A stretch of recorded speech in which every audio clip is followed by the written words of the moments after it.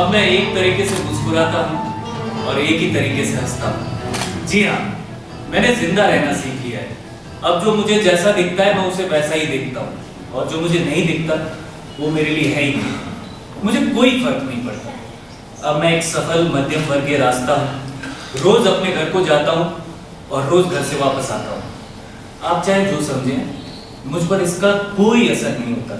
अब मुझे हर चीज एक जैसी सफेद दिखाई देती है। हर किस्से का हंसना, आ भरना,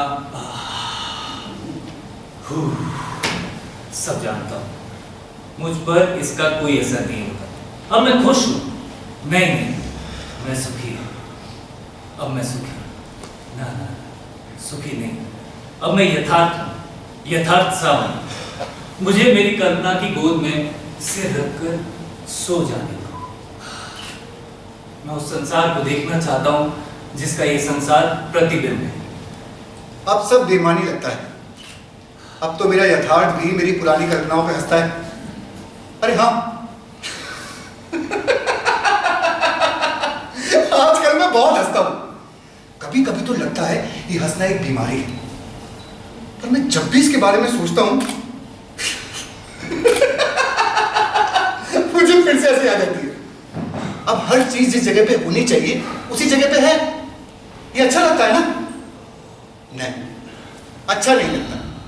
ठीक लगता है, पर एक समस्या है, अजीब सी, अधूरी सी। क्या बताऊं? मुझे आजकल रोना ही नहीं आता। हाँ, अजीब लगता है ना? मुझे सुख या दुख से कोई फर्क ही नहीं पड़ता, क्योंकि वो जब भी आते हैं अपने साथ एक घबराहट, एक हंसी से तृप्त हो जाते हैं। अजीब बात है ना? नहीं, ये अजीब बात नहीं है, ये एक अजीब एहसास है। ऐसा कि आप मर चुके हो और कोई यकीन ही ना करे। लोग रोज की तरह आपसे मिलने आए, चाय पिए, घूमने जाएं, सिर्फ आपको पता हो कि अब आप जिंदा नहीं है। मैं जानता हूं ये एक रुला देने वाला एहसास है, पर फिर भी आप आश्चर्य करेंगे, मुझे तो आजकल रोना ही नहीं आता। नहीं, ये कविता मैंने नहीं लिखी है। मतलब उतने बस की बात ही कहा है। इतने भारी शब्दों को आपस में लड़ाना, उनकी कुश्ती करवाना और फिर उस भीषण हिंसा में से एक बात को बाहर निकालना। मुझे तो पढ़ने और सुनने में ही पसीना आ जाता है। क्योंकि भाई मेरे लिए तो कुश्ती और कविता में कोई खास अंतर है नहीं। मुझे तो आज तक समझ में नहीं आया कि कुश्ती क्यों लड़ी जाती है और कविता क्यों लिखी जाती है। और जब मैंने यही बात पुंडलिक से पूछी, पुंडलिक ऐसा क्यों होता है, तब उसने कहा था, देख भाई, कुश्ती जो है वो बाहर से लड़ी जाती है और कविता वो अपने भीतर से लड़कर फिर लिखी जाती है। मेरे कुछ समझ में ही नहीं आया, मेरे मुंह से बस यही निकला। पुंडलिक समझ गया। उसने कहा, राजकुमार, समस्या ये नहीं है कि तुम ना समझ हो, समस्या ये है तुम में समझ की काफी कमी है। समस्या। मैं समस्या के पहाड़ पर घूम रहा हूँ। क्यों भाई, क्या समस्या है? अरे वो यही तो समस्या है। समस्या जब भी आती है अपने साथ उसका हल लेकर आती है, और हल के चलते समस्या फिर उगाती है। कहते हैं जिसके जीवन में कोई समस्या नहीं हो, समझो उसने जीवन जिया ही नहीं। इसका मतलब मैंने भी तक जीवन जिया ही नहीं था, क्योंकि मेरे जीवन में तो कभी कोई समस्या आई ही नहीं ना। समस्या, वैसे शब्द को मैं बहुत पसंद करता हूँ और मैं हमेशा चाहता था कि मैं समस्याओं से घिरा रहूं। चारों तरफ समस्याओं के पहाड़ हो जिनको चीरता हूं मैं उन्हें पार कर सकूं। पर मेरी ऐसी किस्मत कहां कि मुझे कोई समस्या नसीब हो। कुछ दिक्कतें तो आएंगी, लेकिन आप उन्हें समस्या जैसा खूबसूरत शब्द नहीं कह सकते। आज मैं बहुत खुशी हूं, पता है क्यों? इस वजह से इस चिट्ठी के रूप में पहली बार मेरी जिंदगी में वो चीज आई है जिसे मैं समस्या कह सकता हूं। आज मैं वो सारे वाक्य बोल सकता हूं जो मैं हमेशा से कहना चाहता था, लेकिन थोड़ा गंभीर होकर। गंभीर होकर। गंभीर, वैसे पता है मुझे गंभीर शब्द भी बहुत पसंद है। अरे गंभीर क्या शब्द है? नहीं। लेकिन पहले समस्या। आज मैं समस्या में हूं, बहुत दुखी हूं, बहुत अजीब से विचार मेरे दिमाग में आ रहे हैं। कहीं मैं आत्महत्या करने की तो नहीं सोच रहा ना? ये समस्या है। मुझे तो चाकू, अरे मेरा चाकू, अरे मेरा चाकू, हो गया, बस बस बस बस बस। अब समस्या नहीं, चल अभी आपको मेरी समस्या समझ में नहीं आएगी। आप कहेंगे ये भी कोई समस्या है, तो भाई मेरे लिए तो समस्या है, पर अभी समस्या को जाने दो। अभी पहले पहले वाली बात, लड़ने वाली। अरे हाँ, आजकल मैं लड़ रहा हूँ, मैं अभी भी लड़ रहा हूँ, काफी दिनों से लड़ रहा हूँ। तब समझ में आया कि लड़ना अगर अपने से लड़ना है, मैं तो बहुत पहले ही शुरू कर चुका हूँ। असल में मैंने लड़ना तब शुरू किया था जब मेरी अकलदार निकली थी, और अकलदार जिस उम्र में निकलनी चाहिए ना, मेरी तो उसके 10 साल बाद ही निकली। तभी मुझे समझ में आ गया कि मैं ऐसा व्यक्ति हूँ जिसे बहुत कम लोग पसंद करते हैं। कम यानी 2-4 लोग। उनमें से एक थी मेरी माँ, क्योंकि उसे मुझे डांटने की और मुझ पे खींचने की ऐसी आदत पड़ गई थी, वो मेरे बिना नहीं रह सकती। मैं जब भी कुछ करता था, मतलब कि कुछ था, उसके बाद मैं तैयार हो जाता था। उनके चेहरे की बनावट देखने को, वो झुर्रीदार चेहरा और उस पर और गाढ़ी होती हुई झुर्रियां, वो अपने छोटे कद को दोनों हाथ ऊपर उठाकर विकराल दिखाने वाले माँ के सारे नृत्यों का मैं आदी हो चुका था। वैसे तो मैं एक मामूली आदमी, लेकिन चाहूं तो लंबा देख सकता हूँ, रघु के हील वाले जूते और चुस्त टी शर्ट पहनकर। लोग कहते हैं कि मैं जब भी रघु के हील वाले जूते और चुस्त टी शर्ट पहनकर निकलता हूं ना, तो ठीक ही दिखता हूँ, और ये सब लोग जानते हैं। मैं हमेशा हर काम ठीक ही करता हूँ।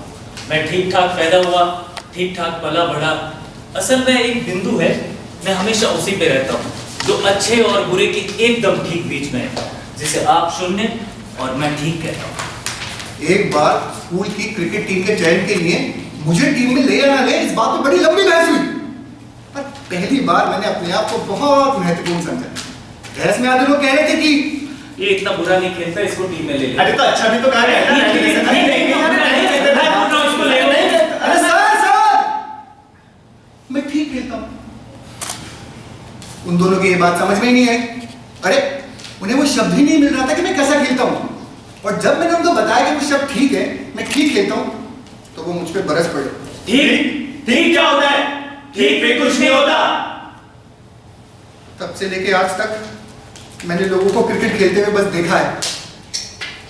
बहुत से लोग तो मेरे शरीर को देखकर धोखा खा जाते हैं और कहीं तो ये भी सोचते हैं कि तो दौड़ भी नहीं सकता, और बस वही मैं उन्हें आश्चर्य में डाल देता हूँ। कोई भी खेल, चाहे वो नया हो या पुराना, मैं ठीक खेल के दिखा देता हूँ। लेकिन समस्या यहीं से शुरू होती है, मैं उस बिंदु के आगे नहीं बढ़ पाता। मैं पहले दिन ही खेल के ठीक पर पहुंच जाता हूँ और सालों तक खेलने के बाद भी ठीक पर ही रहता हूँ। माँ बताती है, जब मैं छोटा था तो बहुत मोटा था। लोग कहते हैं कि पैदा होते ही अपने बाप को खा गया, इसलिए मोटा है। मुझे जब भी ये बात याद आती है, मैं हंस देता हूँ। अपने बाप को खा लूं, गपार गपार गपार, और मोटा हो जाऊं। फिर अचानक मैं दुबला होता चला गया। इसका कारण भी माँ बताती है। माँ कहती है, छोटे में मैंने रिन साबुन खा लिया था। हाँ, रिन साबुन, बिस्किट समझकर। चपर चपर चपर पूरा चाट गया। फिर थोड़ी दूर चला और फिर चल पड़ा। तब माँ को समझ में आया कि मैं बेहोश हो गया हूँ। माँ बताती कि उन्होंने मदर इंडिया फिल्म देखी थी। उन्होंने मुझे अपनी पीठ पे उठाया और हॉस्पिटल की ओर भागी। माँ भागी भागी भागी भागी भागी डॉक्टर के पास पहुंची तो डॉक्टर ने डांट दिया, आपके बेटे ने जो रिन साबुन खाया है वो भागने की वजह से झाग बनकर चारों तरफ निकल रहा है। माँ बताती है, डॉक्टर ने मेरी पीठ से 2 मग्गे पानी निकाला था। फिर डॉक्टर ने कहा, एहतियात बरतना, बहुत कमजोर हो गया है, 10 साल का हो जाए तब तक ध्यान रखना, सिर में चोट तो बिल्कुल नहीं आनी चाहिए, वगैरह वगैरह। और मुझे तो लगता है ये साबुन खाने की वजह से ही ना मेरी अकल की गांठ देर से निकली थी। अच्छा, वैसे किसी को कैसे पता चलता है कि उसके अंदर अकल आ गई है?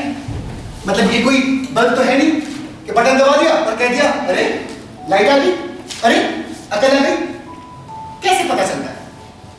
यही प्रश्न जब पुंडलिक ने मुझसे पूछा था तो मैं डर गया। मुझे लगा वो मेरी अकल देखना चाहता है। मैंने ज्यादा सोचा नहीं, अगर सोचता तो उसको पता चल जाता कि मेरे अंदर अकल नहीं है। थोड़ी देर सोचने के बाद मैंने कहा, कुंडली, कुंडली, मैं क्या कह रहा हूं? मैंने सोच लिया। मुझे लगता है कि अगर आपको अपना पुराना किया हुआ चूतियापा लगने लगे तो सब लोग आपके घर चला गए। वो हंसा। शायद मैंने कुछ गलत कह दिया। नहीं, मैं वो कह रहा था कि इस बात का एहसास ना आपको अपने दाढ़ पे पीछे कहीं शायद कोने में होता होगा। मैंने अपने आप को इतना शर्मनाक पहले कभी महसूस नहीं किया, मगर वो हंसा, वो और हंसा। उसके बाद वो चुप हुआ और उसने मुझे अपना जवाब सुनाया। बाप रे बाप, क्या जवाब था वो! एक एक शब्द पहलवान का घूसा था जो मेरे मूर्ख दिमाग पे पड़ता था। तब तब तब तब तब 2 घंटे तक लगातार वो बोलता रहा। अब मैं 2 घंटे तो बोल नहीं सकता, इसलिए आपको मुख्य बात बता देता हूं। उसने कहा था कि भूलने जो विश्व तेरी मेरी यही कहानी। समझ के घबरा आया, समझ के दांत में था दर्द। दांत से हाथ बाहर निकालते ही दर्द के मारे पैर बजे चल चल चल चल चल चल चल चल। तेरे दिल ने मेरे दिल की साइकिल के पहिए पर बैठा, पहिया पंचर अकल सिकंदर। घुटना दिमाग जब भी दौड़ता पंखे से आवाजें करता, घर घर घर घर घर घर घर घर। मेंढक का नाती, ओस की बूंद, रात का चांद, सुबह के सूरज जैसा निकला, साली की सारी चिड़िया फर फर फर फर फर फर फर फर। उस दिन पुंडलिक पता नहीं कब मेरे सामने से उठा, कब रात हुई, कब सुबह हुई, मुझे तो कुछ पता ही नहीं चला। वैसे मेरे जीवन का सिर्फ एक ही उद्देश्य रह गया था कि मैं पुंडलिक को कुछ ऐसा कह दूं कि वो भद्रव रह जाए, क्योंकि मैं उसके माथे पर पसीना देखना चाहता था। वैसे पुंडलिक भी बड़ा अजीब आदमी था। वो अपना जन्मदिन नहीं मनाता था, कहता था कि वो पैदा नहीं प्रकट हुआ है, और मेरे लिए तो प्रकट ही हुआ था। मेरी माँ का भाई था और एक दिन अचानक आकर मेरे घर पर रहने लग गया। मुझे आश्चर्य हुआ, अरे मैं इतने सालों से अपनी माँ को जानता हूँ, क्या मेरे अलावा माँ का कोई अपना हो सकता है? पता नहीं, पुंडलिक अपने आप को एक महान कवि और मुझे एक महान श्रोता कहता था, क्योंकि मैं अकेला ही था। मगर मैं खुश था, क्योंकि जब पुंडलिक ने मुझे अपनी पहली कविता सुनाई थी ना, उसके बाद से उसका तो पता नहीं, पर मैं महान होता चला गया। वैसे मेरा और पुंडलिक का कवि और श्रोता का रिश्ता थोड़ा उल्टा ही था। पुंडलिक जब भी मुझे अपनी कविता सुनाता था, उसके बाद वो मेरी ही तारीफ करने लगता था, क्योंकि उसे मेरे चेहरे का हर प्रभाव बहुत पसंद था। वैसे भी मेरे पास भाव की बहुत कमी थी, लेकिन ये एक ऐसा भाव था जो मैं इसे ज्यादा से ज्यादा चिपका देता था, क्योंकि इसकी 100 में से 90 बातें मेरी समझ में ही नहीं आती थी। और जो थोड़ी बहुत समझ में आती थी वो मुझसे कहने से डरता था। वैसे तो पुंडलिक कई बार मेरे सामने रोया, और मुझे तो बड़ी हंसी आती थी जब वो रोता था। उसे कुछ दुख था, पता नहीं क्या, लेकिन कुछ था। वो अपने रोने को बहुत शर्मनाक मानता था और बहुत अजीब तरीके से अपने रोने को दबाता था। पूरा शरीर एक विशेष मुद्रा में कड़क कर लेता था और अपने मुंह को ऐसे बंदरों जैसे बिचकाता था और मुंह से बहुत ही तीखी आवाज निकालता था।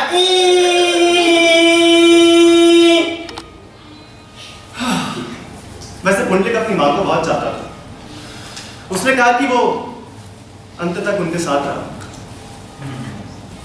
मेरी माँ शायद अपनी माँ को नहीं चाहती थी, पता नहीं, पर पुंडलिक ने ऐसा मुझसे कहा। माँ को चाहना, मैं तो आज तक नहीं समझ पाया माँ को चाहना क्या होता है। मैं जब भी अपनी माँ को याद करता हूँ तो मुझे वो एक सूखी लकड़ी के समान औरत नजर आती है, जो चुपचाप ढूंढ ढूंढ के घर के अंदर से काम निकालती है।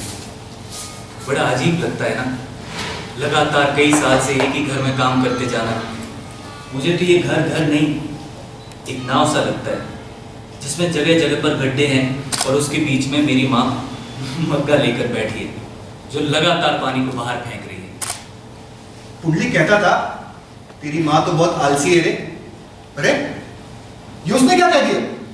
वो हमेशा ऐसा कुछ ना कुछ कह के निकल जाता था और मैं बैठा सोचता रहता था।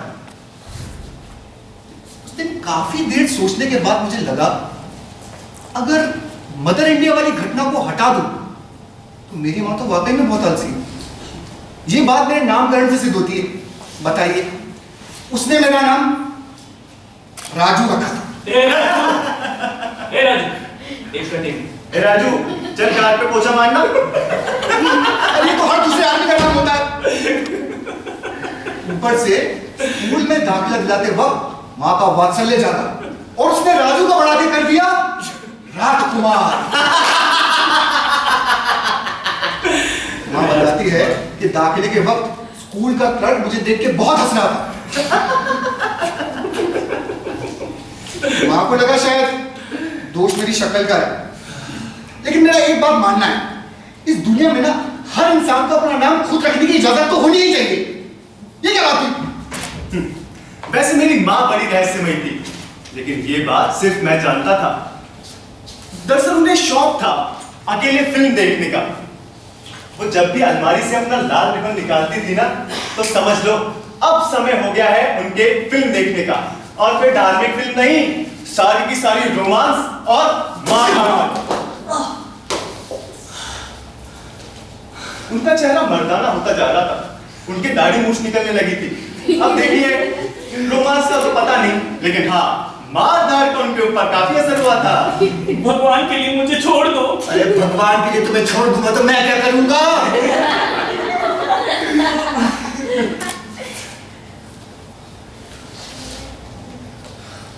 मैं तुम्हारे बच्चे की माँ बनने वाली हूँ। कुत्ता, मैं तेरा खून पी जाऊंगा।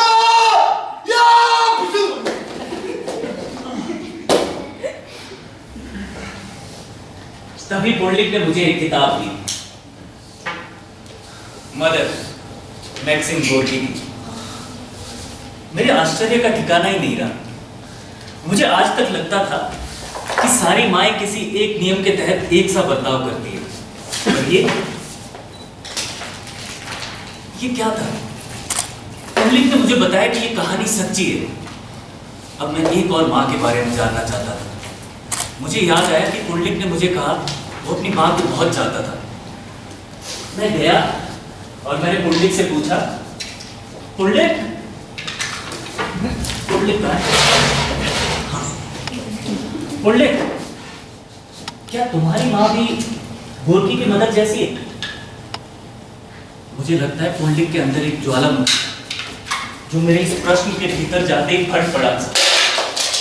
वो बोलता रहा, ऐसे ऐसे शब्दों का इस्तेमाल करता रहा, ऐसे ऐसे उदाहरण देता रहा कि मुझे कहानी रोचक लगने लगी। पर मुझे कुछ समझ ही नहीं आ रहा था। तभी मैंने अपने ब्रह्मास्त्र का इस्तेमाल किया।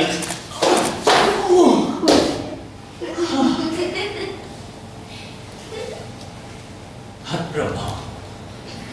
ये देखकर वो कुछ धीमा हुआ। फिर उसने धीरे धीरे से कुछ कहा जो मुझे समझ आया। उसने कहा था,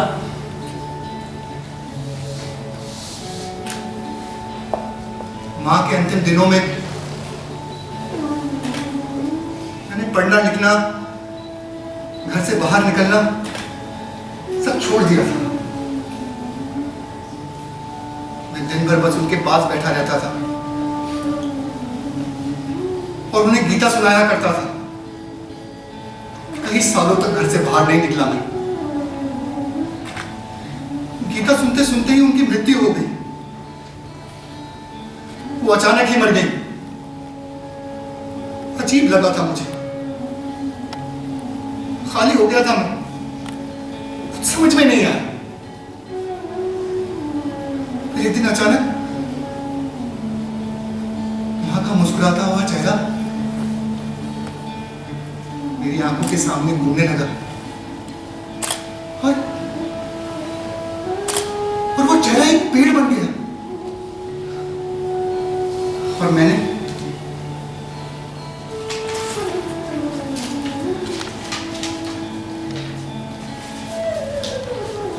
उस पेड़ के नीचे बैठकर लिखना शुरू किया। धूप चेहरा जला रही है, परछाई जूता खा रही है, शरीर पानी फेंक रहा है,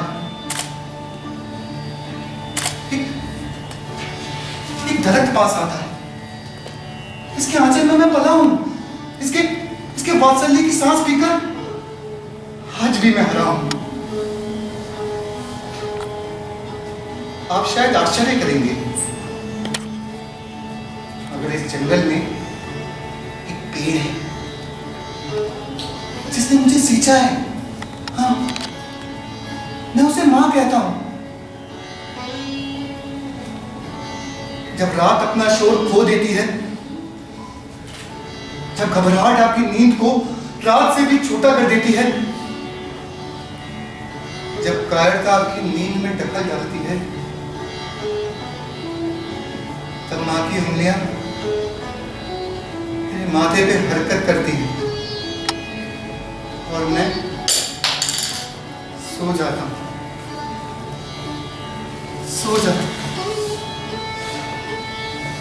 मैं सो जाता हूं।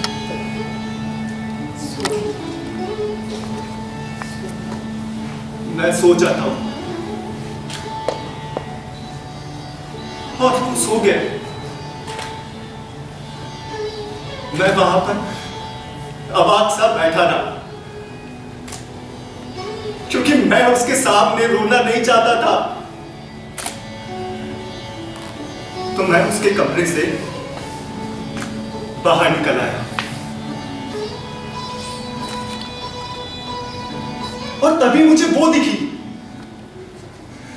लकड़ी के समान एक औरत जो मक्के से पानी बाहर फेंक रही थी। उसे देखकर मेरा पूरा शरीर कांपने लगा। मुझे लगा मैंने पहली बार अपनी मां को देखा है। मैं तुरंत उनके पास गया, उनके गले लग गया और बरबस मेरे मुंह से निकल पड़ा, पहला गया मिलोम ना माय मतलब एक चटाके का बात हुई।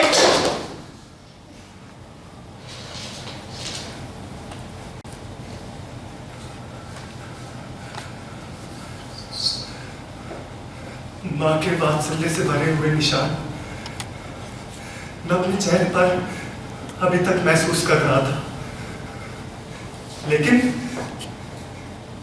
इस घटना से मैं हारा नहीं था।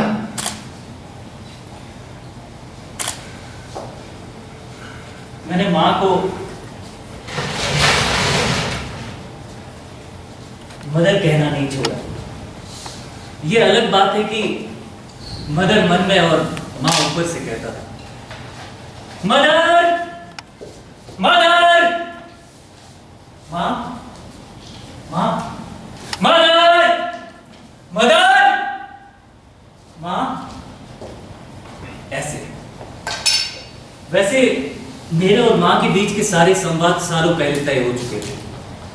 किसी भी घटना का उन पर कोई असर नहीं पड़ा। एक दिन पुंडलिक ने मुझसे कहा कि तुझमें और तेरे गांव में कोई अंतर नहीं है। ये कहकर वो चला गया। मुझे कुछ समझ नहीं आया।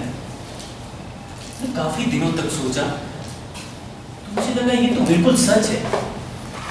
दरअसल मेरा गांव था ही नहीं, ना ये पूरी तरह शहर था। यहाँ के लोग ना भूख से मरे जा रहे थे और ना बहुत अमीर थे। और ये इतना महत्वपूर्ण नहीं था कि देश के नक्शे में इसका जिक्र हो। और ऐसा भी नहीं है कि है नहीं। यहाँ के लोग कुछ नहीं करना चाहते थे, पर अंत में सब कुछ ना कुछ कर लेते। यहाँ सब कुछ ठीक ठाक ही है, मेरी तरह ठीक। पुंडलिक कहता था, तेरा गांव ऐसा लगता है जैसे छूटे हुए लोगों से बसा है। जैसे रेत का ट्रक चलते चलते अपने पीछे रेत छोड़ जाता है ना, वैसे ही छूटी हुई रेत के समान लोग इकट्ठा हुए और ये गांव बन गया।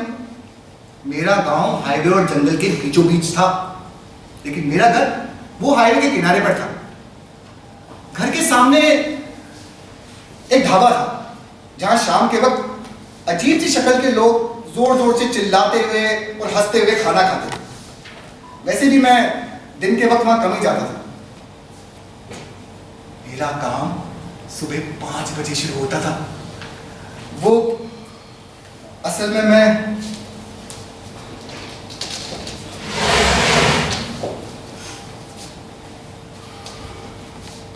हाईवे पे खड़े ट्रकों पर कुछ लिखने जाता था। मुझे पता था कि वो ट्रक पूरे देश में हर गांव हर शहर में घूमते हैं।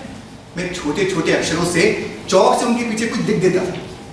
अब किसके लिए वो तो पता नहीं, लेकिन मेरे लिए तो ये अंतरिक्ष में संदेश भेजने जैसा था। मुझे लगता था कहीं ना कहीं कोई ना कोई चिंटू पिंटू सोनू मेरे ही जैसा साधारण नाम वाला साधारण आदमी इन्हें पढ़ रहा होगा और पढ़ के मिटा देता होगा, क्योंकि ट्रक जब भी वापस आते थे उनका लिखा हुआ साफ होता था। इसका मतलब कोई है जो इसे पढ़ रहा है और फिर मिटा देता है ताकि कोई दूसरा ना पढ़ सके। अब हमारी दोस्ती काफी बढ़ गई थी। मैं उसे अपनी सारी बातें बताता था, हाँ, लेकिन घुमा फिरा कर चालाकी से। अगर कोई दूर खड़ा होकर उन्हें सुनकर हंस देता तो, या फिर अगर घर पर पुलिस आ जाती तो, क्योंकि मैंने उसके पीछे राधे, माँ, रघु इन सब की गोपनीय बातें लिख रखी थी। नहीं, लेकिन मैं ऐसे किसी को पता नहीं लगने देता, क्योंकि मैंने ट्रक के पीछे पहले लिख दिया था कि देख भाई दोस्त, ऐसा है कि पुंडलिकप से कवि, राधे माँ और राधे गांधी की लाठी और माँ मग्गे वाली औरत है। वैसे सुबह 5 बजे उठने के मेरे पास 2 मकसद होते थे, पहला ट्रक का संदेश और दूसरा राधे से मुलाकात। वो रोज सुबह मेरे घर के सामने 5 बजे आ जाता था। अब वैसे तो मुझे उसका नाम भी मालूम नहीं था, पर हाँ, वो जब भी मुझसे मिलता तो राधे राधे कहता, राधे। और जवाब में मैं भी उसे राधे राधे कहता। राधे राधे। हम दोनों एक दूसरे के लिए राधे थे। दरअसल वो हमारे घर पर आता था सोना बीन में। हमारे घर में 2 दुकानें थी, सोने और चांदी की, जिसका किराया हमें मिलता था।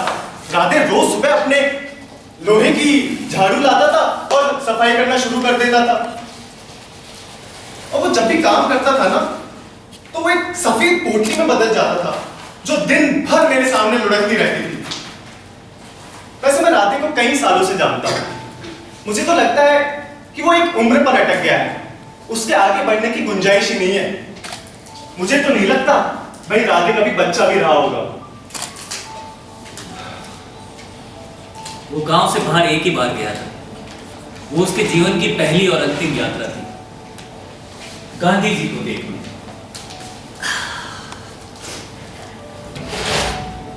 सिर्फ देखने साबरमती आश्रम गया था। उसके जीवन की एकमात्र उपलब्धि थी। वो जब भी गांधी जी से मुलाकात की घटना सुनाता था तो हर कहानी में गांधी जी उससे अलग अलग बात कह रहे होते थे। कई बार गांधी जी ने सिर्फ नमस्ते कहा और राधे गांव लौट आया। कई बार तो राधे गांधी जी के साथ खाना खा चुका है और कई बार गांधी जी राधे से कुछ कहना चाहते थे पर राधे को गांव आने की जल्दी थी। पता है एक बार क्या हुआ? हाँ। राधे बता रहा था कि गांधी जी ने उससे कहा कि राधे अब मैं थक गया, तुम गांधी पर राधे काम करते वक्त चुप ही रहता था। एक दिन मैंने हिम्मत करके उससे पूछा, राधे तुम सोना क्यों बीनते हो? उसने कहा कि वो एक बार वैष्णो देवी माँ के दर्शन करना चाहता है। मैंने पूछा वैष्णो देवी के दर्शन के लिए कितने पैसे चाहिए होंगे तुम्हें? उसने कहा कम से कम 1000 तो लगेंगे। मैंने कहा तुम्हारे पास 1000 रुपये नहीं है? उसने कहा है ना। अरे ये क्या बात हुई? मुझे बड़ा अजीब लगा भाई। मैंने कहा राधे जब तुम्हारे पास 1000 रुपये भी हैं और तुम माँ के दर्शन भी करना चाहते हो तो जाते क्यों नहीं? राधे चुप हो गया। वो चुप्पी अजीब सी थी, सो मैंने भी टोका नहीं। मगर हाँ, कुछ देर बाद राधे ने कहा था वो गांधी जी से मिलने के कुछ दिन बाद ही उनकी मृत्यु हो गई थी। मुझे बहुत दुख हुआ। फिर हमारे गांव में गांधी पार्क और उनके पत्थर की मूर्ति की स्थापना की गई। ऐसा लगा मानो गांधी जी ने खुद कहा हो कि मेरे मरने के बाद मेरी मूर्ति राधे के गांव में जरूर लगाना। मैं घंटों तक उस मूर्ति के पास खड़ा रहता था, उसे देखता रहता था और गांधी जी भी मुझे देखते रहते थे। ऐसा लगता था वो मुझे कुछ कहना चाहते हैं, पर चूंकि यहाँ इतने लोगों की भीड़ है इसलिए वो कह नहीं पा रहे। फिर एक दिन वो मेरे सपने में आ गए। नहीं, वो नहीं आए, उन्होंने मुझे अपने आश्रम बुला लिया। मैं गया, गांधी जी ने मुझे देखा और कहा अरे राधे। मैं गया, मैंने प्रणाम किया तो उन्होंने मुझे सीने से लगा लिया और धीरे से कान में कहा बेटा मैं तो नहीं जा पाया, तू ही जा वैष्णो देवी। माँ के दर्शन कर। अरे ये गांधी जी क्या कह रहे हैं? मैं तो दंग रह गया। उसके बाद मैंने गांधी जी की तरफ देखा तो देखता क्या हूं, वो कबूतर बन के उड़ गए। अचानक मेरी नींद खुली, भाग के जाके उनकी मूर्ति के सामने खड़ा हुआ तो देखता क्या हूं, वही कबूतर गांधी जी के सर के ऊपर बैठा था। इसका मतलब ये हुआ कि सच्चा था, एकदम सच्चा। मैं आज तक सिर्फ एक ही बार गांव से बाहर गया हूं। उसके बाद मैंने बहुत कोशिश की गांव से बाहर जाने की, लेकिन मैं कभी जा ही नहीं पाया। और अब तो मैं जाना भी नहीं चाहता, क्योंकि मैंने अपना पूरा जीवन इसी आशा में बिताया है कि मैं एक दिन वैष्णो देवी मां के जरूर दर्शन करूंगा। लेकिन फिर मैंने सोचा, अगर मैंने ऐसा कर लिया तो अपना बाकी का जीवन कैसे बिताऊंगा? नहीं नहीं नहीं, नहीं। आज वो आशा पलते पलते मेरे बेटे जैसी हो गई है। अब इस उम्र में मैं अपने बेटे की हत्या तो नहीं कर सकता ना। गांधी जी के बारे में मैंने स्कूल में पढ़ा था, हमारे माठ साहब से। वो गांव में टीचर को माठ साहब कहते हैं ना, बड़े नीरस ढंग से गांधी जी के बारे में बताते थे। ना तो उनको गांधी जी के बारे में बताने में और ना मुझे गांधी जी के बारे में जानने में मजा आता था, क्योंकि तब तक मैं रघु के विशाल और चमकदार संसार में प्रवेश कर चुका था। रघु रघु रघु रघु रघु रघु रघु, वो रघु नहीं चमत्कार था, बहुत खूबसूरत था और सब उससे डरते थे। पहले तो उसके पिताजी पुलिस में थे, जो तबादले की वजह से हमारे गांव में आ गए, और दूसरा रघु ही था जो थोड़ी बहुत अंग्रेजी में बात कर लेता था। It is what it is। देखा? और फिर रघु ही ऐसा था जिससे हमारे स्कूल के मास्टर भी डरते थे, क्योंकि गांव के सरकारी मास्टरों के पास उसकी अंग्रेजी का कोई जवाब नहीं होता था। मेरे लिए तो रघु कक्षा 1 से लेकर 11 तक कृष्ण था, जिसके पीछे मेरी जैसी कई गाय मंडराया करती थी। वो मेरे लिए हिरण, बब्बर शेर और घोड़े का एक अजीब सा मिश्रण था। वो हमेशा क्लास में लेट आता था, और जब भी आता था तो आने से पहले ये उसके हील वाले जूते थे, और जैसे ही वो क्लास में दाखिल होता था, मां साहब उसके बब्बर शेर जैसे बाल देखकर अपनी कुर्सी छोड़ देते थे। वो हमेशा एक चुस्त टी शर्ट पहनता था। हाँ, रघु वो अलग ही था। पूरा गांव एक तरफ और रघु एक तरफ। वो बहुत ही रंगीन इंसान था, और वो भारतीय नहीं, किसी विदेशी भगवान की पूजा करता था, जिसकी फोटो उसने अपने कमरे में हर जगह लगा रखी थी। और वो बार बार कहता था, वो भगवान है, वो भगवान है, वो मेरे भगवान है। पता है, एक दिन उसने मुझसे क्या कहा कि उसके भगवान में बहुत फुर्ती है। वो जब सोने जाते हैं और बटन बंद करते हैं तो सो पहले जाते हैं और लाइट बाद में बंद होती है। फिर मैंने भी उससे एक दिन भीड़ में पूछा, गाय की आवाज बनाकर, रघु, कौन सा धर्म चलाते हैं तुम्हारे भगवान? वो हंसा, बहुत हंसा, और बहुत देर हंसने के बाद उसने अंग्रेजी में कुछ कहा। मुझे तो कुछ समझ में ही नहीं आया। वैसे मेरा और रघु का रिश्ता ना कृष्ण और उसकी गाय जैसा था। हम दोनों ने सीधे कभी एक दूसरे से बात नहीं करती थी, क्योंकि मेरी हिम्मत ही नहीं होती थी। मैंने अपने ट्रक वाले दोस्त से रघु के बारे में बहुत सारी बातें लिखी थी। रघु रघु रघु। अब मैं घर पर सिर्फ सोने जाता था, खाना पीना तो मैं भूल ही चुका था। दिन भर बस रघु का पीछा किया करता था। उसके पास एक अजीब सी लाल रंग की खूबसूरत साइकिल थी। मैं दिन भर उसके पीछे भागता था, उसकी साइकिल की घंटी की आवाज सुनने के लिए। आहा, क्या आवाज थी! वो जब भी अपनी साइकिल खड़ी करके कहीं दूर जाता, मैं चुपके से जाता,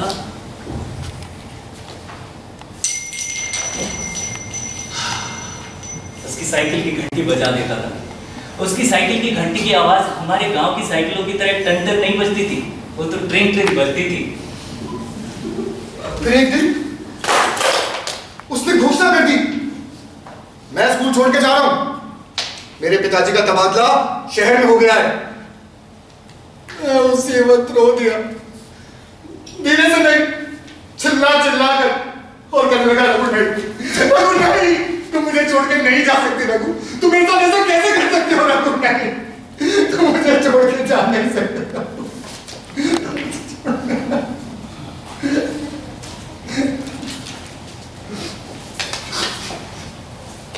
चुप हुआ तो देखा पूरी क्लास मुझ पे हंस रही थी।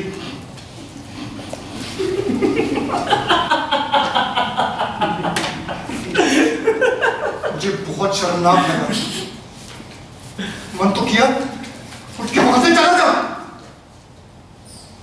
पर जाने से पहले एक बार रघु का चेहरा देखना चाहता था। कहीं वो भी तो मुझे देख के हंस नहीं रहा। तो मेरी हिम्मत ही नहीं हुई। मुझे अपना किया हुआ इतना बुरा और शर्मनाक लगा कि बस मेरी हिम्मत नहीं हुई। फिर अगले दिन मैं राधे से लिपट कर खूब रोया।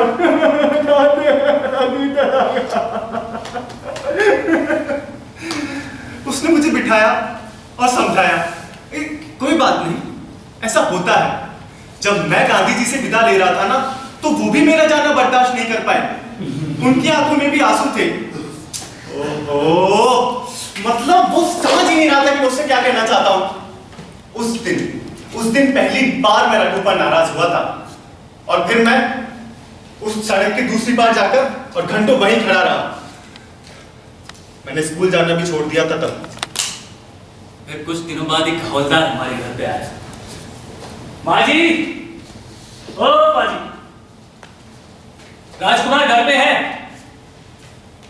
मैं घबरा गया। मुझे सीधी अपने ट्रक वाली गलती याद आई।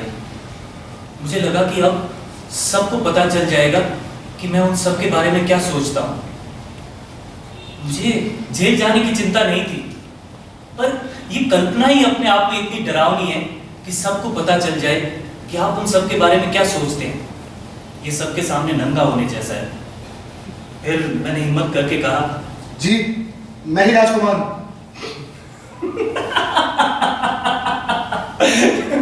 हवलदार हंसा और उसने मुझे एक बैग दिया और कहा, ये राजकुमार साहब आपके लिए देके गए हैं, चलता हूं, नमस्ते।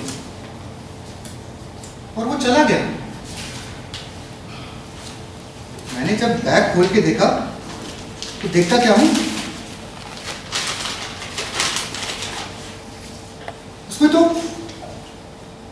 रघु के भगवान की फोटो थी।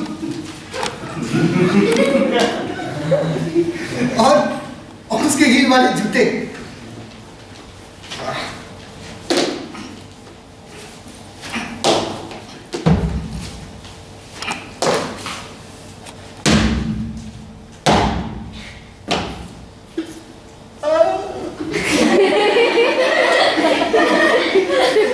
मैं उसके जूते लंबे देर तक नहीं पहन पाया, बहुत काट रहे थे। लेकिन फिर भी जब तक मेरे पैर सूज नहीं गए, मैंने ये जूते पहनने नहीं छोड़े। फिर एक दिन पुल्लिक मेरे घर आया और उसने मेरे सूजे हुए पैर देखे। मुझे लगा वो मुझसे हमदर्दी जताएगा, पूछेगा कि क्या हुआ, पर नहीं, वो हंसने लगा और फिर खिड़की के बाहर देखने लगा। फिर पलटा और कहने लगा, राजू,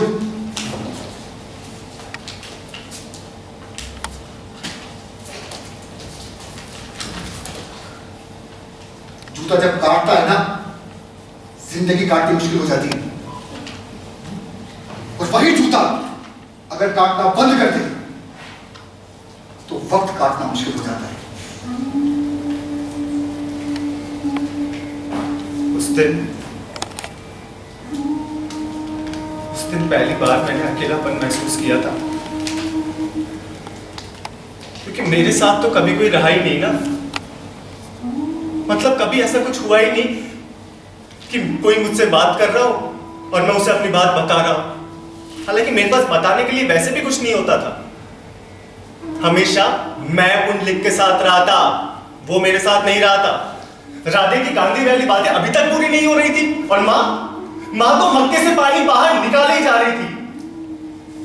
बस एक ट्रक वाला दोस्त था जिससे मैं अपनी सारी बातें बताता था। लेकिन उस दिन मुझे पहली बार उस पर संदेह हुआ। जूते मेरे घर के किसी कोने में पड़े हुए थे। अब वो घर का हिस्सा नहीं लगते थे, लेकिन घर ने उन्हें अपना हिस्सा बना लिया था। और ये शुभ कार्य किया मेरी मां ने। उन्होंने उन रघु के हील वाले जूतों को 2 गमले का रूप दे दिया। उस दिन मैं उन पर बहुत नाराज हुआ। अरे वो रघु के जूते देना, मेरे रघु के, ऐसा कैसे कर सकती है वो? लेकिन मैंने उनसे कुछ नहीं कहा, क्योंकि मैं वो संवाद नहीं तोड़ना चाहता था जो हमारे बीच पहले से ही तय हो चुके थे। आपको लग रहा होगा कि मैं ये क्या कर रहा हूं, मैं खेल रहा हूं। हाँ, सच में। एक दिन क्या हुआ कि मैंने अचानक एक रेल देखी, चींटियों की रेल। वो एक के पीछे एक रिदम में चली जा रही थी। मुझे कुछ समझ में नहीं आया। मैंने उनका पीछा भी किया, पता नहीं वो कहां से आ रही थी और कहां को जा रही थी, और एक के पीछे एक लाइन में चल रही थी। मैं शक्कर के 5 दाने ले आया और फिर वो खेल शुरू हुआ। मैंने घर का दरवाजा बंद करके पूरे पहाड़ को बंद कर दिया, तो मुझे भीतर की दुनिया साफ दिखाई देने लगी। फिर मैंने उस रेल के बगल में शक्कर के दाने जमाने शुरू किए। पहले 2 पास, तीसरा दूर, चौथा और दूर, और 5वां सबसे आखिर में। जैसे ही 2-3 चींटियां उन दानों की तरफ मुड़ी और रेल घूम चुकी थी। अच्छा लगता है ना? जैसे ही वो आखिरी दाने पे पहुंचती, मैं शुरू के 2 दाने उठाकर उसके आगे रख देता। इस तरह मैं उस रेल को किसी भी तरफ घुमा सकता था। बड़ा मजा आता था। कोई तो है जो आपके इशारे पे घूम रहा है, सिर्फ शक्कर के 5 दानों के लिए। ये मेरा पसंदीदा खेल था, मैं इसे रोज खेलता था। पुंडलिक जब से मेरे घर आया था, बहुत कभी कहीं जाया करता था। हाँ, कभी कभी वो अपने दोस्त ताराचंद जायसवाल से मिलने जाया करता था और दिन में ही लौट आता। वो पुंडलिक के सामने मैं अपना ये खेल नहीं खेलता था ना। मैं कभी गांव के बाहर नहीं गया, क्योंकि राधे ने मुझे डरा दिया था। राजकुमार, गांव के बाहर बहुत खतरा है। अरे बाहर जाते ही खाना, भाषा, लोग सब बदल जाते हैं। तुम देखते नहीं हो, हमारे गांव के पास में 2 शहर हैं, है ना? और शाम के वक्त उन शहरों की भीड़ कैसे हमारे गांव में दौड़ती है। मत जाना कभी। पुंडलिक जब भी मुझसे बातें करता था, तो ऐसा लगता था कि वो राजू मेरा नाम लेकर अपने से ही बातें कर रहा है। क्योंकि कभी कभी मैं बीच में उठ के चला जाता था और वापस आता तो देखता था वो अभी भी राजू नाम लेकर अपने से ही बातें कर रहा है। वो एक अजीब से अकेलेपन का शिकार था। नहीं, ये मैंने नहीं सोचा, ये तो मैंने उसे कहते हुए सुना था।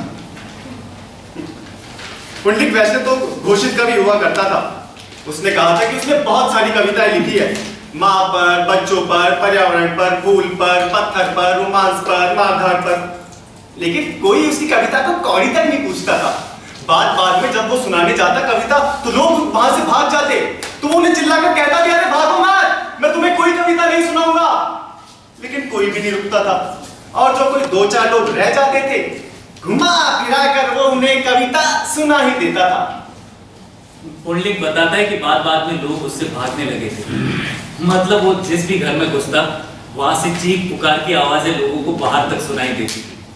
पुंडलिक ने बच्चों पर भी कविताएं लिखी थी, सो बच्चों ने मोहल्ले में खेलना बंद कर दिया। लोगों ने सब्जी, किराना, सारा सामान उसके घर पे पहुंचाना शुरू कर दिया, क्योंकि कोई भी आदमी किसी भी बहाने से पुंडलिक की कोई भी कविता नहीं सुनना चाहता था। छापना तो बहुत दूर की बात है। फिर पुंडलिक एक दिन, हाँ, आजकल पुंडलिक कविता सुनाने के बाद मेरी तारीफ नहीं करता, बल्कि गुस्सा हो जाता था। एक दिन एक कविता सुनाकर उसने मुझसे पूछा, क्यों, कविता अच्छी नहीं लगी? मैंने कहा नहीं अच्छी है। फिर उसने कहा कि गुस्से में क्यों देख रहे हो? अरे अजीब बात है, वो खुद मुझे कहता था मैं तुम्हें एक गंभीर श्रोता बनाना चाहता हूं, और आपको तो पसंद ही है। मुझे गंभीर शब्द कितना पसंद है। गंभीर क्या शब्द है। पर भैया, जब आप हद प्रभाव पर थोड़ा गंभीर भाव डालने की कोशिश करते हैं ना, तो आपका चेहरा कुछ ऐसा हो जाता है।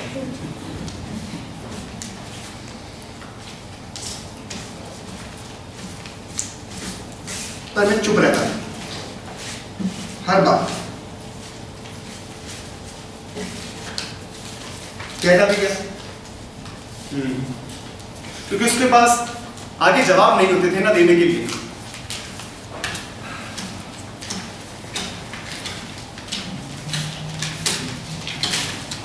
अरे चीटियों वाला खेल, हद का भाव, चीटियों वाला खेल।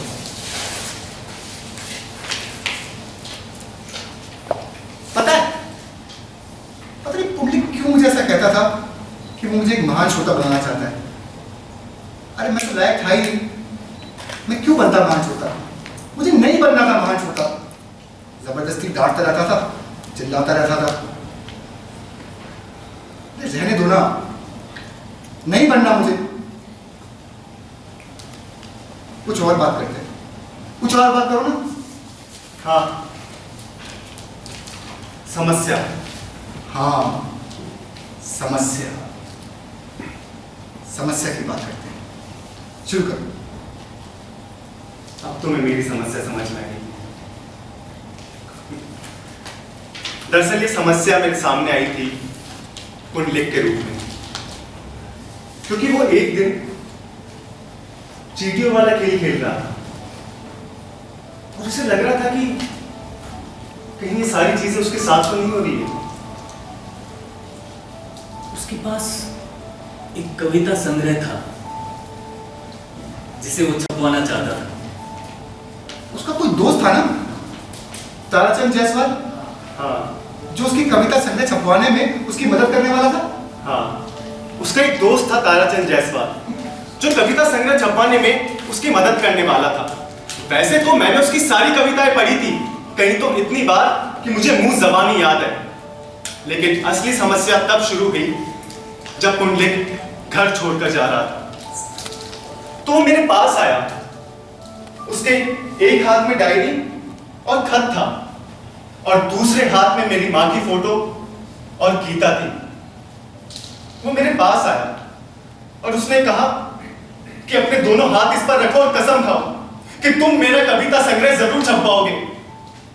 इससे पहले कि मैं कसम खाऊं, मैंने देखा कि वो अपना सारा सामान बांध चुका था। मतलब शहर हमारे घर से ज्यादा दूर नहीं था और इतना दूर तो बिल्कुल भी नहीं कि सामान बांधना पड़े। मैंने उससे पूछा, पुंडलिक कहां जा रहे हो तुम? तो वो कुछ नहीं बोला। वो बस मुझे जोर देता रहा कसम खाने पर। तो फिर मैंने भी कसम खा ली, धरती माता की, विद्या माता की और भी बहुत सारी कस्में। और भी 2-3 कस्में मैंने जोश जोश में खा ली। मेरा क्या जाता था? कविता संग्रह पुंडलिक का छापने वाला ताराचंद जायसवाल मैं कौन था? असल में मैं कोई नहीं था। और मेरी समझ में ये नहीं आया कि पुंडलिक मुझे कसम खाने को क्यों कह रहा है कि मैं उसका कविता संग्रह छपवाऊं। और कसम खाकर इस चक्कर में मैं पूरी तरह फंस चुका था। मैंने देखा पुंडलिक अपना सामान उठाकर दरवाजे से निकल गया। मैंने कहा, पुंडलिक कहां जा रहे हो? वो पलटा और उसने कहा, पहले शहर जाकर ये कविता संग्रह और चिट्ठी ताराचंद जायसवाल को दूंगा। मैंने इसमें तुम्हारे बारे में और कविताओं के बारे में सब लिख दिया है। और फिर वहां से तीर्थ यात्रा और सीधे संन्यास। फिर वो मेरे पास आया और धीरे से उसने कान में कहा, मैं तुम्हें कुछ देना चाहता था।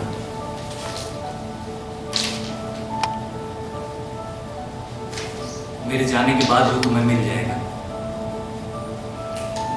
चलता हूं, नमस्ते। और वो चला गया। कविताओं के बारे में तो ठीक है, लेकिन वो मुझे क्या देना चाहता था और क्यों?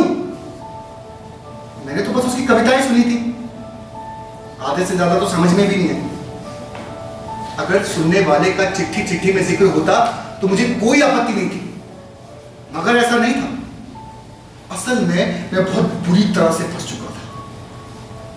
पुंडलिक ने मुझे समस्या में कैसे फंसाया था, इस बात का अंदाजा मुझे कुछ दिन पहले आई ताराचंद जायसवाल की चिट्ठी से लगा।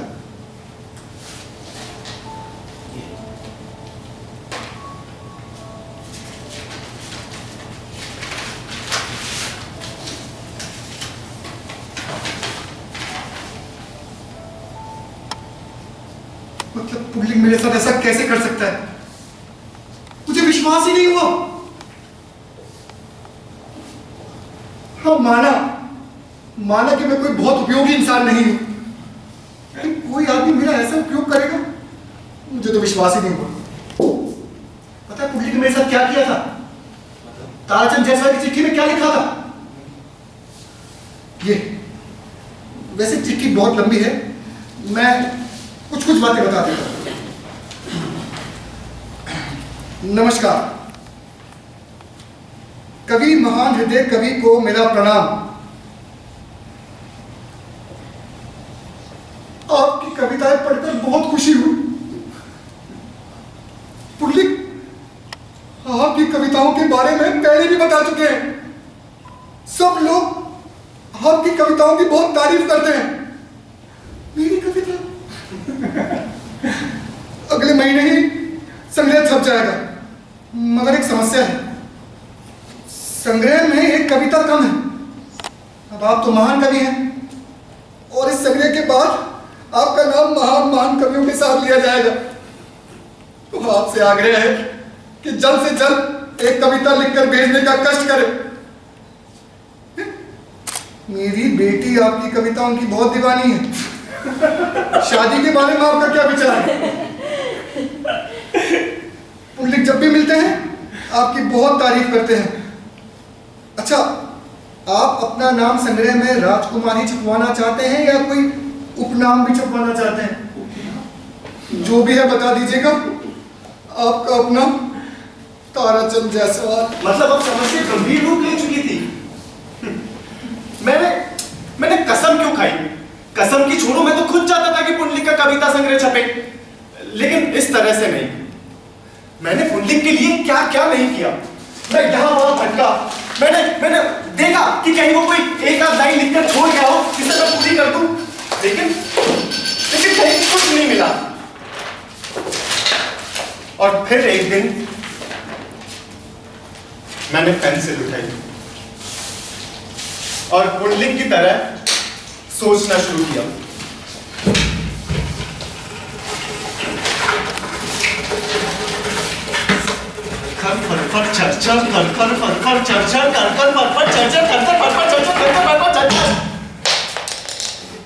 इसके आगे मैं कभी बढ़ ही नहीं पाया, क्योंकि मेरे जीवन में तो कभी कुछ ऐसा हुआ ही नहीं ना कि जिसे मैं महसूस करूं या बोलूं। पुंडलिक कहता था कि कोई भी कविता लिखने के लिए अपने चीजों को महसूस करना, उनसे लड़ना बहुत जरूरी है, तभी आप एक सुंदर कविता लिख सकते हो। वाह वाह, ना तो ये बात मेरे तब समझ में आती थी ना अब समझ में आती है। मतलब कुछ थी, अब समझ लेता हूँ, पर कविता अभी भी मेरे लिए आश्चर्य है। क्या लड़ना, किससे लड़ना, ये भीतर की लड़ाई, ये तब भी मेरे समझ के परे की बात थी और अब भी मेरे समझ के परे की बात है। पर अब मैं इस चक्कर में फंस चुका हूं, अब मुझे करना ही होगा। ऐसा नहीं कि मैंने लिखना शुरू कर दिया है, पर जो चिट्ठी मुझे ताराचंद जायसवाल को भेजनी है उसका शुरुआत और अंत मैं कर चुका हूं।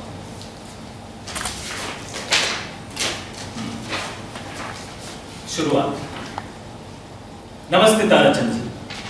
नमस्ते, कैसे हैं आप? आप अच्छे ही होंगे। मैं ठीक हूं। मेरी कविता निम्नानुसार है। अंत। उपरयुक्त कविता ठीक है, मैं भी ठीक हूं, गलती माफ। ये कविता भेजने के बाद मैं ये घर, ये गांव, ये शहर, ये देश छोड़कर जा रहा हूं। मेरा पीछा करने की कोशिश मत करना। आपको कसम है, कविता संग्रह जरूर छापना। आपका आज्ञाकारी कवि राजकुमार गंभीर। गंभीर, ये शब्द मैंने जोड़ दिए। वैसे तो मुझे समस्या शब्द भी बहुत पसंद है, पर कवि राजकुमार समस्या गंभीर, ये नाम थोड़ा अच्छा नहीं लगता ना, इसलिए मैंने समस्या को हटा दिया। कवि राजकुमार गंभीर, ये नाम ठीक है। इतना तो मैंने कर दिया। कविता कैसे लिखूं? पर लिखनी तो पड़ेगी, सारे रास्ते बंद हैं, बस एक सीधी सड़क है, और छुपने के लिए कोई पगडंडी, कोई गली कूचा कुछ भी नहीं है। अरे एक कसम खाई होती ना, तो कसम से वो कसम में शायद तोड़ भी देता। और जोश जोश में खाई हुई इतनी सारी कसमें आज मेरे सामने भूत बनकर खड़ी है। अरे गांधी जी, मेरी रक्षा करो, ओ भगवान रक्षा करो मेरी। नहीं नहीं, ये लोग मेरी रक्षा नहीं कर सकते। एक कवि ही कवि की रक्षा कर सकता है। हाँ, अब पुण्य है जो मुझे बचा सकता है। उसने मुझे कहा था, राजकुमार अपने से लड़ो, तो अब मैं अपने से लड़ूंगा, लड़के रहूंगा। एक दिन पुंडलिक ने मुझे बताया कि वो किस तरह से अपनी मां के अंतिम दिनों में उनके साथ रहा। तो मैं भी कल्पना करने लगा कि मैं मां के अंतिम दिनों में उनके साथ कैसे रहूंगा। सबसे पहले तो मैं वो मग्गा उनके हाथ से छीन कर बाहर फेंकाऊंगा, और फिर लाल रिबन लाकर अपने हाथों से उनके बालों में पहनाऊंगा और उन्हें फिल्म दिखाने ले जाऊंगा। क्योंकि मेरा बड़ा मन था ये देखने का कि माँ फिल्म कैसे देखती होगी, वो टिकट की लाइन में कैसे लगती होगी, और फिल्म देखते वक्त वो क्या सोचती होगी। लेकिन मेरी ये सारी इच्छाएं नहीं रह गई। क्योंकि एक दिन जब मैं सुबह उठा और मैंने देखा तो मां तो अपने पलंग पर थी ही नहीं। वो दरवाजे के कोने में जमीन पर औंधी पड़ी हुई थी।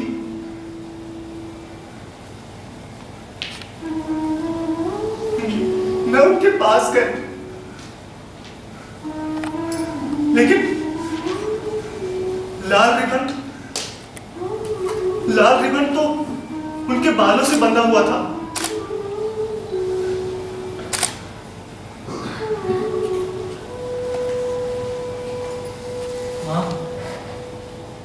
माँ,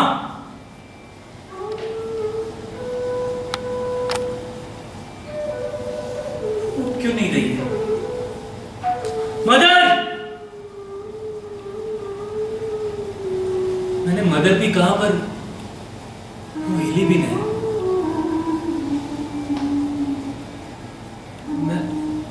मैं घबरा गया। मैं पुंडलिक को बुलाने गया, पर जाने से पहले मैंने रिबन अपनी जेब में रख लिया, क्योंकि मैं नहीं चाहता था कि मां की फिल्म देखने वाली बात किसी और को पता चले। पुंडलिक आया और उसने घोषणा कर दी, तुम्हारी मां मर चुकी है, तैयारी कर लो। ये कैसे हो सकता है? कौन सी तैयारी? ये सब कैसे संभव है? मुझे दुख नहीं हो रहा था, मुझे आश्चर्य हो रहा था। मुझे अपनी चिंता नहीं थी, इस घर की चिंता थी, क्योंकि मां हमारे साथ नहीं, इस घर के साथ रहती थी। शायद इस घर को पहले खत्म हो जाना चाहिए था। शायद इसीलिए मां पलंग पर नहीं, नीचे जमीन पर घर की गोद में मरी। पुंडलिक ने कहा, तैयारी कर लो, और वो मुझे छोड़कर चला गया। माँ के साथ अकेला छोड़कर। मुझे कुछ समझ नहीं आया। मैंने उनको पलटाया और उनके सर के नीचे तकिया रखा और उनकी सूखी कड़क देह को देखने लगा।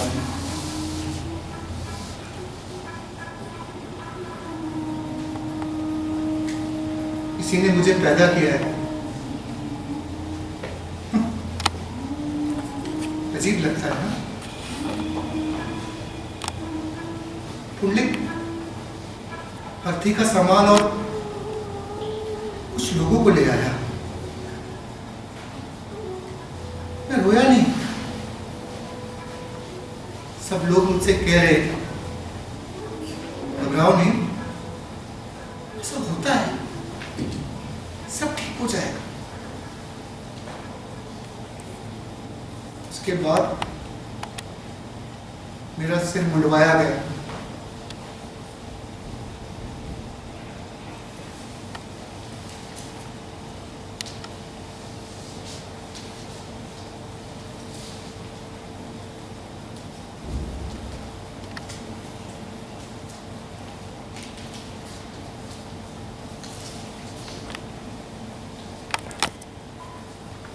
और मैंने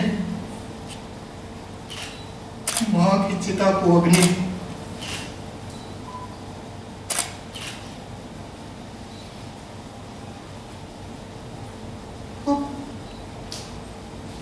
लकड़ियों के बीच जो जल रही है ना,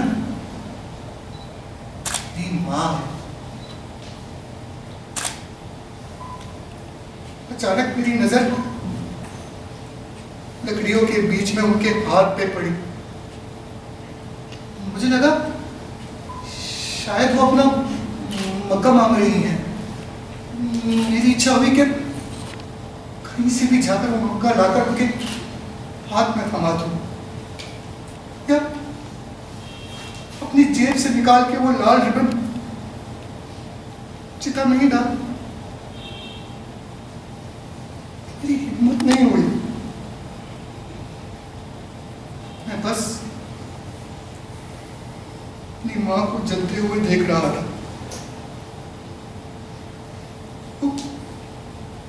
लकड़ियों के बीच जो जल रही है ना, मेरी मां है। मेरी मां है वो, मेरी मां।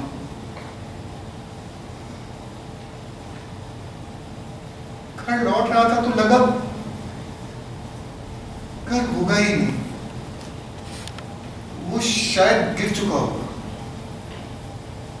क्या पता कोई दरार ही पड़ गई। अगर ऐसा नहीं था,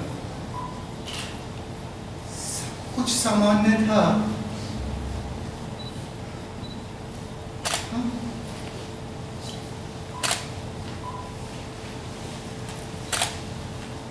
धूप चेहरा जला रही, परछाई जूता खा रही, शरीर पानी फेंक रहा है। एक दर्द पास आ रहा है। इसके आंचल में मैं पना हूं। इसके वात्सल्य की सांस पीकर आज भी मैं रहा हूं। आप आश्चर्य करेंगे, तो इस जंगल में एक पेड़ है और मैं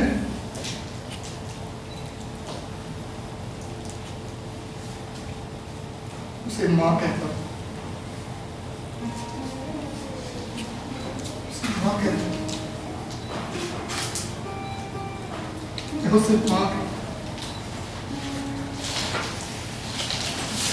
आजकल राधे काफी उदास रहने लगा था। वो घंटों गांधी जी के साथ पार्क में बिताया करता था और कहता था कि वो और गांधी जी आजकल बहुत बातें करते हैं। मेरी बात मानकर गांधी जी ने उन्हें माफ भी कर दिया था। लेकिन वो फिर भी बहुत उदास रहता था। अब तो गांधी जी वैष्णो देवी जाने की जिद भी कम ही करते थे, लेकिन वो फिर भी उदास रहता था। आजकल मौसम था वैष्णो देवी जाने का, लोग वैष्णो देवी जाते थे और वैष्णो देवी से आते थे, लेकिन लोग राधे को भगा देते। फिर राधे भी चला गया। मेरे घर के सामने बहुत सारी धूल इकट्ठी हो गई थी। मैंने सोचा झाड़ू लगा देता हूं और सारी धूल इकट्ठी कर देता हूं, क्योंकि इसमें कितना सारा सोना रहा होगा ना राधे का। सोचा उसे दूंगा तो उसे बहुत अच्छा लगेगा, लेकिन राधे तो आया ही नहीं। और फिर अचानक एक दिन वो आया। मैंने उससे पूछा, राधे तुम कहां थे इतने दिनों? उसने कुछ नहीं बोला। फिर मैंने पूछा कि मैं तो तुम्हें गांधी पार्क पे ढूंढने गया था, तुम तो वहां भी नहीं थे। उसने तब भी कुछ नहीं बोला, वो चुपचाप बैठा रहा। और फिर जब मैंने उसे वो धूल दी तो उसने उसे लेने से भी इनकार कर दिया। कहने लगा कि अब इस धूल की मुझे जरूरत नहीं है। उस दिन पहली बार मुझे लगा कि किसी का ना होना आपके जीवन में कैसा होता है।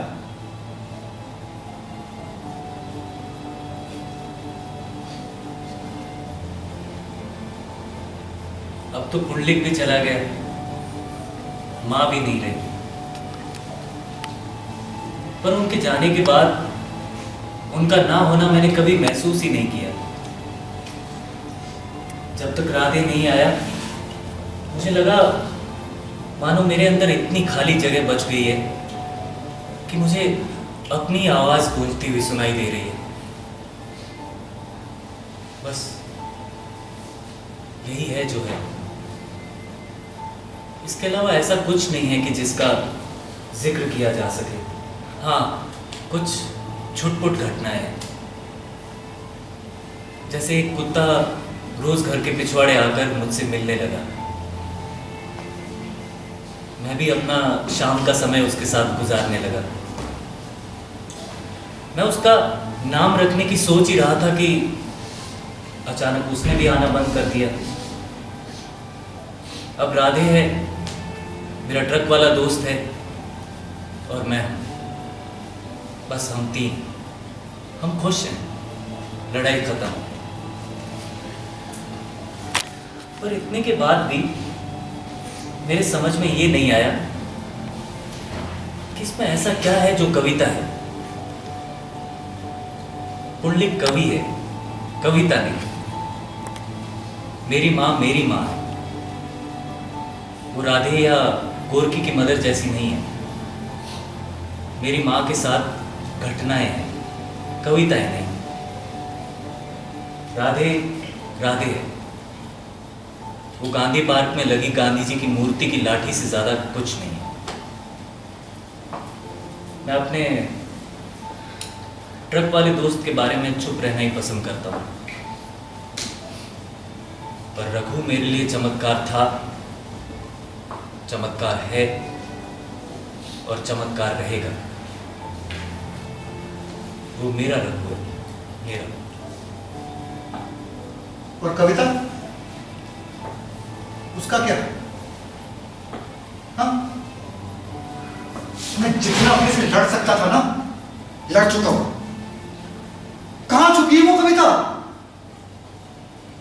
हाँ, वहां ताराचंद जायसवाल जी मेरी चिट्ठी का इंतजार कर रहे हैं, और यहां मैं एक शब्द नहीं लिख पा रहा हूं। क्या होगा मेरा? हाँ? कैसे निकलूंगा मैं इसे? अजीब सा खेल मैं अपने साथ खेल रहा हूं। ये खेल कब खत्म होगा? नहीं नहीं नहीं, नहीं। भाई,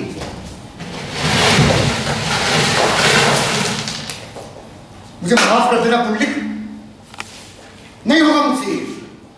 वो सारी कसम वसम झूले में भसम, सड़ी सुपारी बन में डाली और सीता जी ने कसम उठाई। खत्म। नहीं, ऐसे नहीं होगा। ये सब मैं सिर्फ अपना मन बहलाने के लिए कह रहा हूं। लिखना तो पड़ेगा, तो ठीक है, लिख देते। तो ताराचंद जायसवाल जी, तैयार हो जाइए। ये रही आपकी कविता, पूरी तरह से पूरी। शुरुआत। नमस्कार ताराचंद जायसवाल जी, कैसे हैं आप? आप ठीक ही होंगे, मैं भी ठीक हूं, सब ठीक है। मेरी कविता निम्नानुसार।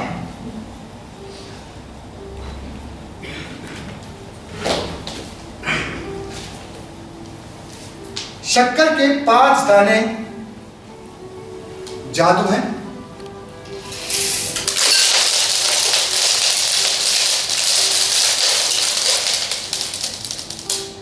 जिनके पीछे ये चीटियां मंडराया करती हैं। पहले एक दाने की तरफ जाती है, फिर दूसरे की तरफ, फिर तीसरे को देखती है, सारी चीटियों को बुला लेती हैं, फिर वो लोग 5वें दाने की ओर जाती है, पीछे के 2 दानों को भूल जाती है, और वही 2 दाने फिर से आगे आ जाते हैं, और वो घूमती रहती हैं, घूमती रहती हैं, घूमती रहती हैं, वो फंस जाती हैं, क्योंकि चींटियां तलाश रही हैं, खेल नहीं रही। जादूगर तो एक ही है जो खेल रहा है। अब उपर्युक्त कविता ठीक है, मैं भी ठीक हूं। इस कविता के बाद मैं ये गांव, ये शहर, ये देश सब छोड़ के जा रहा हूं। मुझे ढूंढने की कोशिश मत करना, पर हां, ये कविता संग जरूर छपवाना। आपको कसम है, आपका आज्ञाकारी कवि राजकुमार गंभीर। ठीक है ना?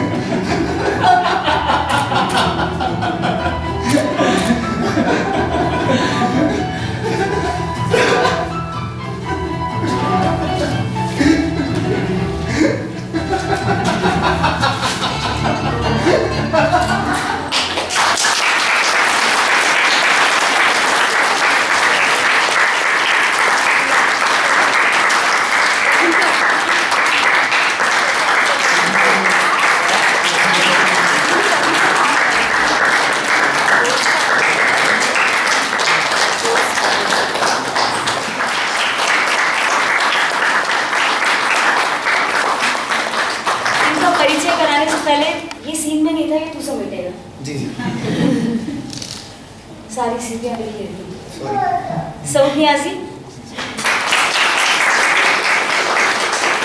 पीटी शर्मा, राधेराम देशमुख।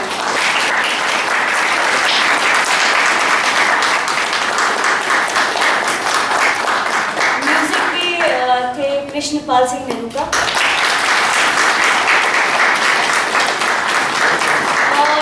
मेरी नई नई बैकस्टेज की बनी हुई टीम गरिमा पंचोली, वंदना शर्मा,